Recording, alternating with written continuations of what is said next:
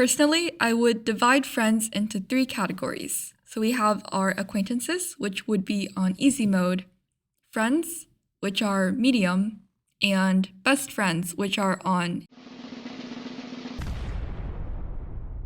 And I think for an introvert, the first thing you need to realize is it's okay that not everyone makes it to your best friend stage. It will be a bit sad if you don't have any best friends, but you know what? Here's what this guide is for. So, let's begin. Really zone in on your life and think about what kind of friends are you looking to make.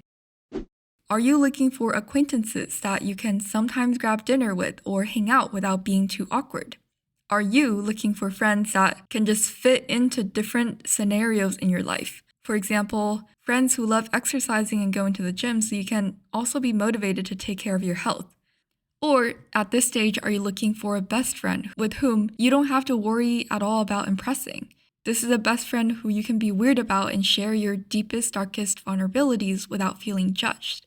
While you're making this decision, you need to be cognizant of your time and your own social battery. Because after I've described this, you may be like, oh, I want all my friends to be my best friends. I want a ton of friends, a bunch of acquaintances, a bunch of regular friends, and also a bunch of close friends. I wouldn't say it's impossible, but I will say it will be an uphill battle for you, and I'm rooting for you. So without further ado, let's talk about how to tackle each level of making friends, and we'll start with the easiest, acquaintances. For acquaintances, personally, I find these to be most easily made through circumstances and forced pairings. For example, if your teacher pairs you and this other guy to work together on an assignment, if you are forcefully working with this random coworker on a project, these are all circumstances that can cause you to have a connection with someone. Now you might be asking me, oh, Holly, why would you even look for acquaintances in the first place? Wouldn't you just want to be good friends at least with everyone? I actually find that in this current day and age, there is something that makes acquaintances really valuable, actually, and that is networking. This is a term that I personally hate. This is something I personally still have not figured out, and I don't know if I can give any advice on this, but I guess it is important to build your network. Let's say you're looking for a job, you're looking for a referral.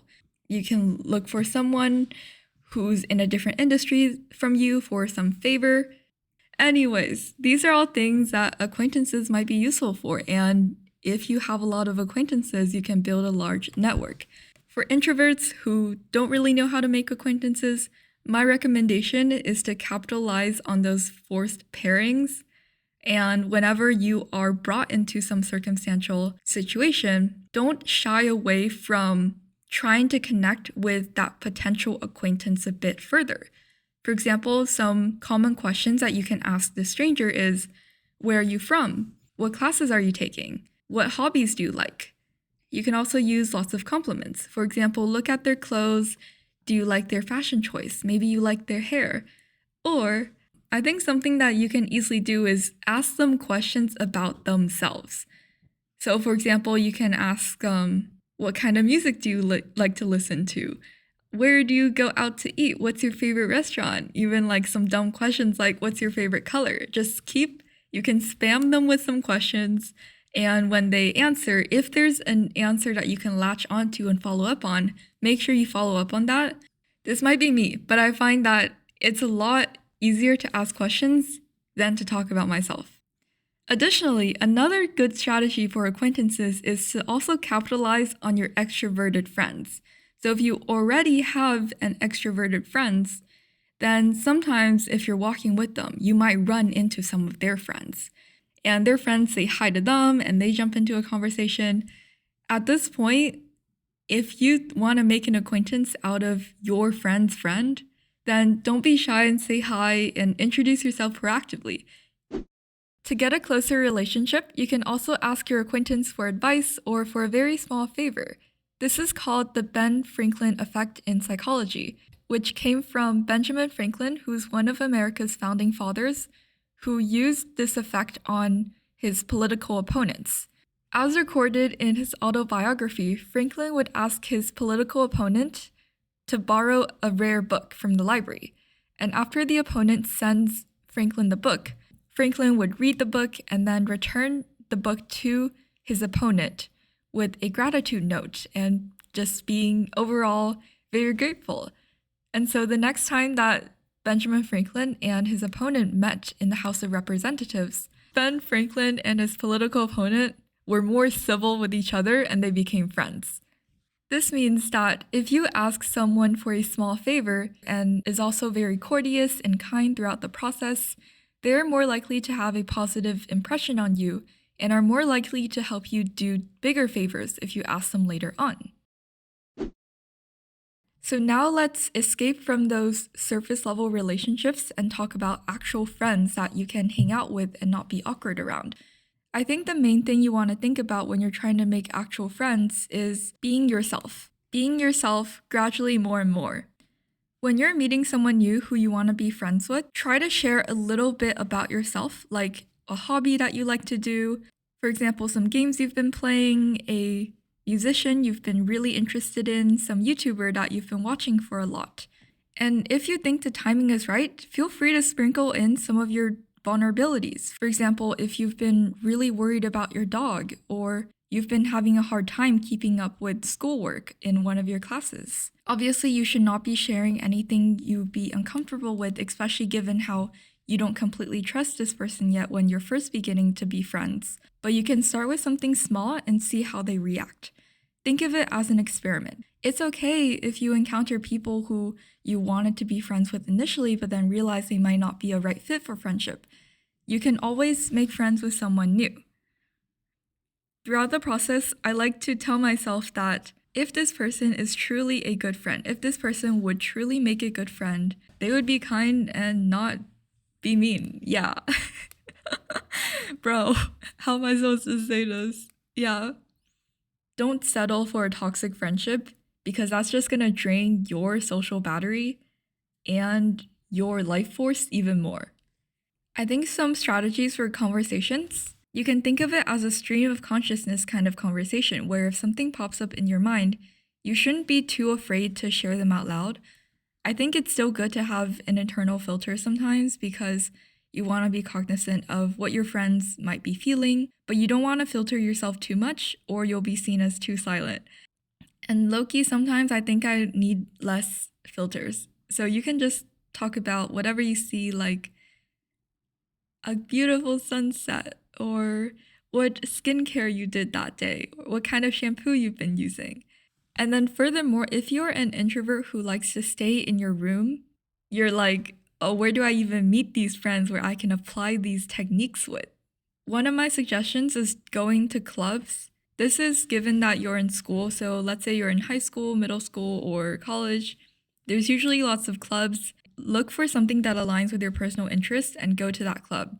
Because already that means that everyone at that club shares your personal interest and you guys automatically have a bridge of conversation that you can use going forward.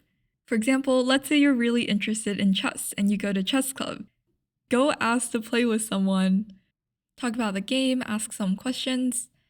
Don't just stand around awkwardly like I did when I when I went to a club.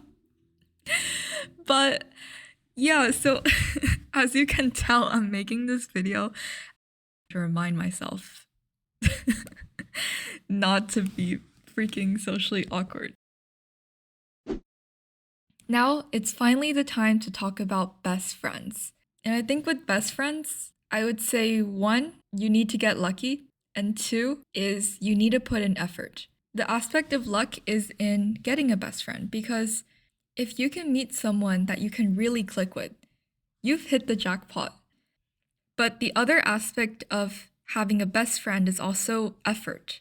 Because the reason I bring this up is I think best friends are an evolution of friends. And to get your friend who you really click with to become a best friend requires both luck that you click well with this person and you guys mesh well in many areas, and 2, just maintainability. So you can kind of think of growing your friendship with this person as tending to a garden. You'll need to regularly water your pot of friendship flower, and you'll also need to bask it under the sun. If you don't tend to it in a long time, even the best friendship flowers could wilt. Of course, friendship flowers wilting isn't always signaling a bad thing, because it could be that you and your best friends are moving at different tracks in your life, and you're heading onto a different journey than they are, which is totally okay because life is very long. You're going to be meeting a lot of people, and people will be joining you in parts of your journey and then venturing off on their own. This can be a very gradual process, so gradual that you might only be able to reminisce upon it many years later and think, oh, I haven't contacted this person who I used to be really close to in a very long time. I wonder how they're doing. Okay, now without getting caught up in the sentimentality of friendships coming and going, some strategies for maintaining these best friends who you can see at your future wedding or see even maybe on your deathbed, if we're thinking that far ahead, is maintaining a group chat with your best friends, sharing fit checks, talking about random events that are happening throughout your day. If you guys are long distance friends, it's more and more crucial that you keep them updated in your life. I am currently a third-year student in college, and sometimes I think about the friends that I've made, and I wonder, will we be in contact after college? Because without that intimacy of being close to each other all the time, without being able to see each other for lunch and dinner, for playing games, will we be able to still stay connected? And honestly, I am not sure. I hope so, but I think this is something that we'll just have to see.